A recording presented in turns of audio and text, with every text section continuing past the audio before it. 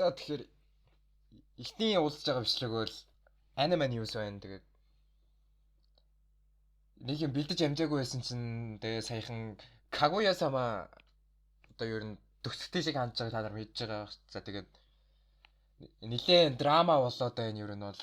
Яагаад гэвэл за Aka Akasaka гэдэг мангакатай Kaguya-sama бол за Aka Akasaka-гийн хамгийн алдартай хоёр бүтээл нь бол Kaguya-sama Loves War тэгээд Oshinoko буюу My Star гэдэг хоёр анime байгаа. За тэгээд энэ хоёр анime бол мэдээж хоёулаа нэлийн алдартай айгүй сайн анимууд. Тэгээд ер нь бол өөрийнх нь энэ манга ийм сайн хоёр адапташнтай байгаад бол нэлээд баярлах хэрэгтэй. Гэтэл Aka Akasaka ер нь бол баг хамгийн муу мангака нарын тэгээд түүхэнд баг орох гээд байгаа шиг байна. Oshinoko-гийн төгсгөл мэдээж хүн болгон таалагдаагүй. Тэгээд за Kaguya-sama бол бас ч гэж гайгүй. Гэхдээ ер нь бол сайн байсан гэж бол нэг хүн хэлэхгүй л баг. Тэгээд хамгийн балаа юм нь юу вэ гэхээр Kaguya-sama-гийн төгсгөл нь кино гарна. За тэгээд кино нь тэ ингээд манга adaptation биш, кинонд бүр өөрөө canon биш. Тэр чигтээ өөр шин зүйл гараад. Та нар Kaguya-sama-гийн төгсгөлийг анимаар үзэж байгаа бол одоо яг ориг манганыхын төгсгөлийг харахгүй гэсэн. Тэгээд яагаад ийм юм болж байгаа гэхээр Aka Akasaka өөрөө энэ киног ингэж хийгэр шийдсэн гэж байна.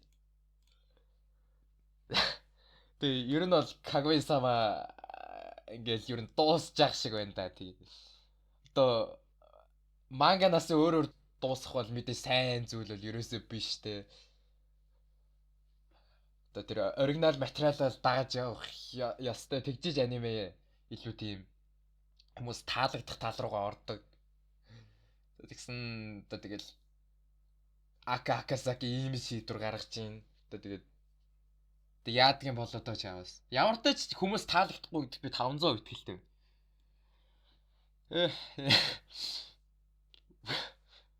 Хүмүүс бичиж байгаа мэн харуул угаасаа таалагдсан нэг шалга. За тэгээд anime news-ийн ихний эпизод ч одоо нэг юу гэж хэлэх юм. За ямар ч тач anime news нэг иймэрхүү л байлаа. Тэгээд айгу муу мэдээтэй л ихний anime news-ээр уулзчих шиг байна. За тэгээд дараагийнх нь news-ийг хүлээгээ сууж байгаарай. Bye.